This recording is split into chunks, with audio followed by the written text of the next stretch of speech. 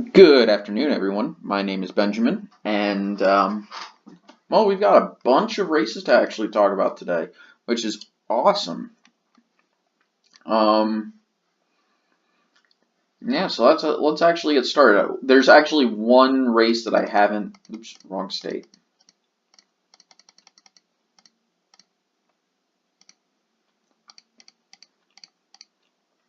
Forgot to talk about that one.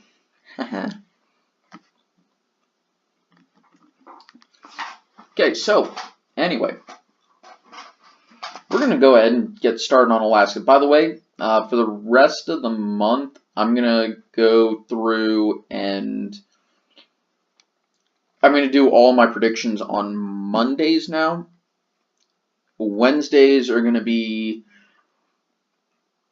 still 2020, and then Fridays are kind of going to be fan suggestion, where I take what I personally think is the best or most interesting suggestion for an election prediction to do, and I will go ahead and do that one. And I'll even open it up, and I'm going to open it up to not just 2020, I'll open it up to past elections for various scenarios, and provided they're semi-realistic, I'll open it up to anything post 2020. So 2024, 2028, 2032, 2036, 2040 is about the last one I'll do.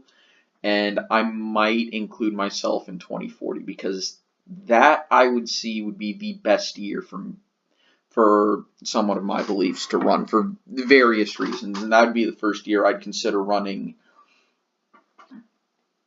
if after I become eligible in 2032, though I might do 2032 and make some fun backstory. No, but yeah, I'm going to open that up for Fridays. Tuesday, Thursday, Saturday is still going to be an off-topic day where I still play Fallout because I like the game and it's fun, it's relaxing, it calms my mind, and it doesn't require me to do any research. And it helps me stay on top of real life stuff as well. Anyway, so we're going to go to Alaska, where honestly I haven't seen a poll with anyone other than Mike Dunleavy leading, and this one puts him ahead, almost doubling Bill Walker and Mark Bigrick. If anyone's from Alaska, please tell me how to say this guy's name. But that actually makes me move this into the likely Republican call. So now we go into Arizona, where, good God almighty, from Data Orbital, that's almost a 20-point lead. That's 18%. That's almost 20. That's also 18%.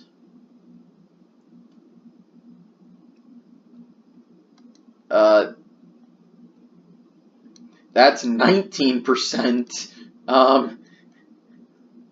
Here's one that's only 14%. Here's 12. Basically, I feel safe moving this into the likely column. I said I was tempted to do it. I just wanted to see another strong week of polling from Doug Ducey. And yeah, Ducey is going to wipe the floor with David Garcia. I don't know why, but he looks like he's going to do it. So now we move to California, where we actually have our first poll that we're actually going to look at in this video. And it's from Thomas Partner Strategies, and it was commissioned by, who was it commissioned by? The Fourth Week, KFI, NBC. I don't know where they are located, but we'll come back to this. And their polls show a surprisingly close race between John Cox and Gavin Newsom. And I wanted to see why they thought it was close. And here's why.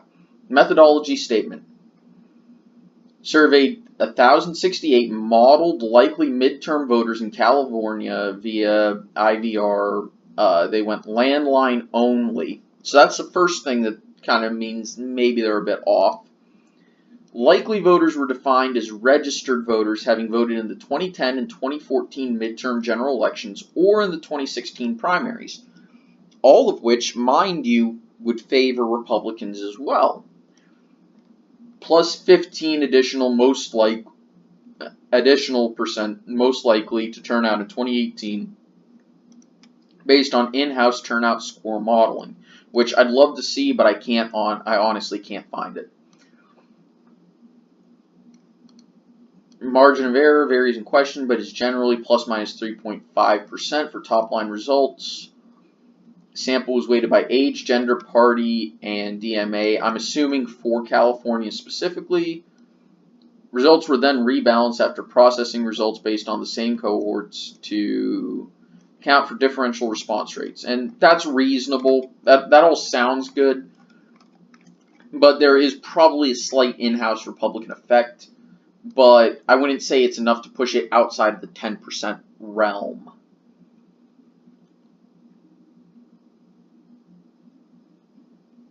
So I'm going to go ahead and looking at other more reputable polls, you have 20% here, though that's from mid-September. But it seems that I'm still going to rate this as safe. I just thought it was a very interesting little polling nugget, and I want to see how that continues, see whether or not that this is an accurate representation of the race, because I'm very skeptical of it, to be 100% honest with you. I just thought it was very interesting. So the second one we're going to look at is a landmark communications poll from October the 1st in Georgia, where Brian Kemp had a lead in this poll, 48 to 46, but we have to remember every nonpartisan pollster has either showed a tied race or the candidates within this percent. So let's look at this poll and see whether they did a good job or not. You have to remember, I spent a lot of time growing up here. So we look at this. They weighted 31 to 45 and 46 to 64 more heavily than any other group, but they also weighted 65 plus heavily, which is accurate, and the right thing to do, because young voters just don't care about midterms. Why? Well, unfortunately for civic duty reasons and our education system, young people are taught that midterms just either don't matter, or they're really taught that presidential elections are the most important thing ever, when that's not entirely accurate. So young voter turnout is depressed during midterms. The other reason is hilariously because a lot of them are in college and they tend to say, why bother, or they're out of their home district and can't vote. So yes, millennial turnout actually needs to be modeled like this, because it's not going to be very high,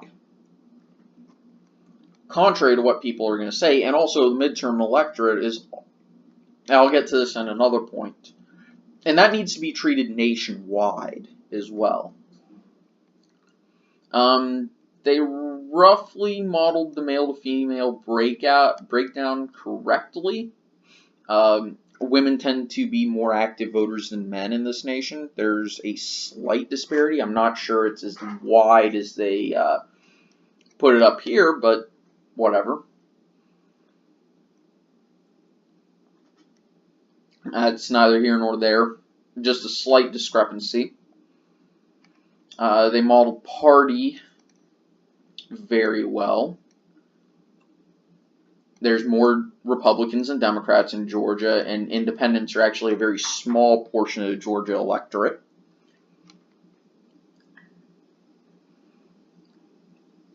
And if you go to the racial breakdown, which they modeled very accurately in terms of the population of Georgia, the problem is the electorate in Georgia is whiter than the population, and the midterm electorate tends to trend even whiter than that. So they may have weighted African American turnout a little bit highly, which, you know what, considering Stacey Abrams is the Democratic candidate, or not even the Democratic candidate, Stacey Abrams is on the ballot. If she was a Republican, I would actually say, yeah, they should increase African American turnout in their model too. So I'm going to say maybe they overestimated the African American turnout, but I think that's just such a minor nitpick that I don't even consider it worth taking into account in this analysis. And the other races, they did a decent job. And as you can see, among Latinos and Asians, Republicans do much better than the African American electorate for various reasons, we'll say. But you'll also notice that the Libertarians do the best among the other among other races. And this is a lieutenant governor, and here we go. Should the U.S. Senate vote to confirm Kavanaugh? This is something I just want to see. Most people say yes, but barely. Surprisingly, a decent amount of women want him to be confirmed. Of course, Republicans want him confirmed.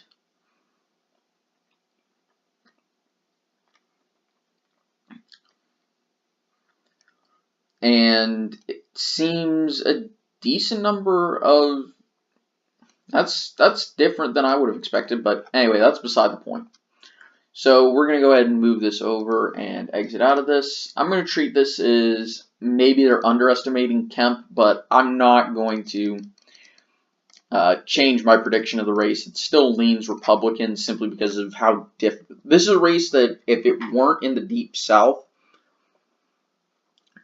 I would rate as a tilt, as in it's a true toss-up. But because this is in the Deep South, and because of the nature of southern states, where there's a lot of the population, their vote is already set in stone, and it takes a tremendous amount to overcome the partisanship, as well as the fact that there aren't that many undecided voters to play for, I'm going to lean this to Kemp. So now we go to Illinois, where I've been putting this off for some stupid reason. I don't honestly know why. Probably because whatever. And if you look at the polling, Rauner hasn't even been competitive in any of these polls. And I should be marking this as safe for J.B. Pritzker. Now we go to Kansas, where I'm going to downgrade it to a tilt for the Republican. AKA, it's a true toss-up, and the Republican should be favored. Because we finally got a nonpartisan poll which shows Chris Kobach ahead of Laura Kelly by 1%, and they're both in the mid-30s, with a lot of undecided voters, and Greg Orman is polling at 10%, though I think he's just a placeholder for people who want to vote for Kobach, but whatever. Now we go to Massachusetts, where Charlie Baker somehow is polling at nearly 70% of the vote. I just thought it was a funny little tidbit, and I just think this is That's surprising that the Republican who's going to get the highest vote percentage in any election is in Massachusetts. Anyway, so we're going to go to Minnesota, where I decided that I'm going to talk about this race, even though,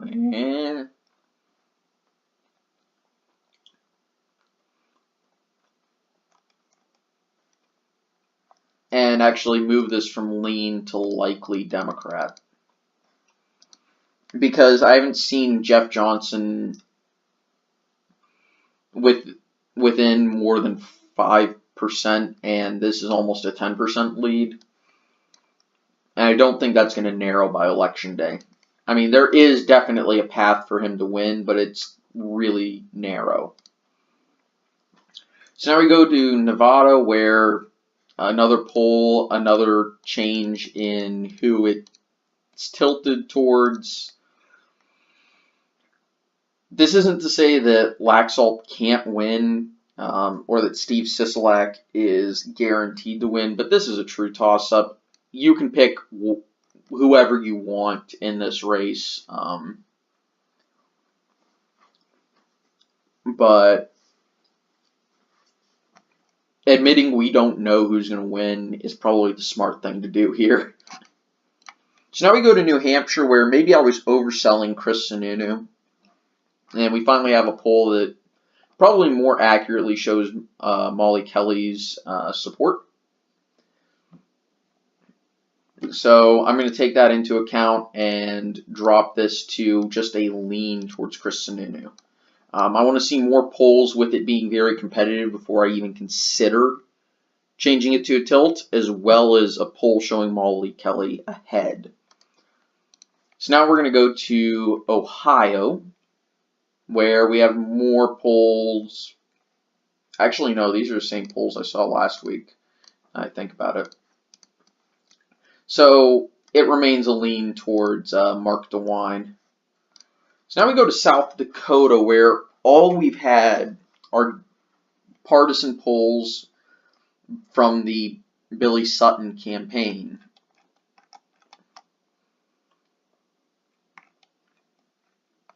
And in all honesty,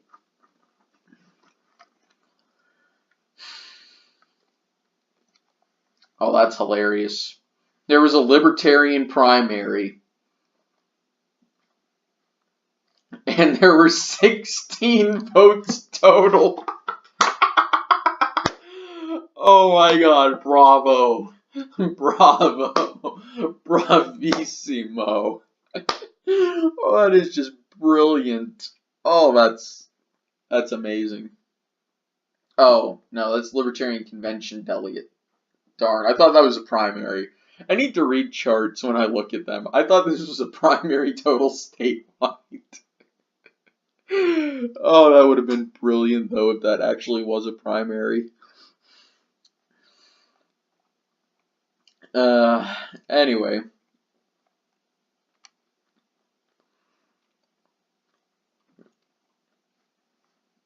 Somebody actually has this race as a toss. I mean, okay, fair enough, Cook Political Report, but really you're using internal polls to make your decisions. I'm internal/partisan polls. I can't change this. I want to see nonpartisan polls back up the thought that this race is competitive. I won't believe it until I see a nonpartisan poll. It's why I was willing to look at Oregon so seriously, is because a few days after a partisan poll on behalf of the Republicans came out showing the race competitive, a few nonpartisan polls came out showing the race is competitive. So I had reason to do that. However, South Dakota, not so much, not yet. Anyway, I want to thank everyone for watching. I hope you had a nice day. I'll see you guys next time. I want y'all to take it easy. Bye.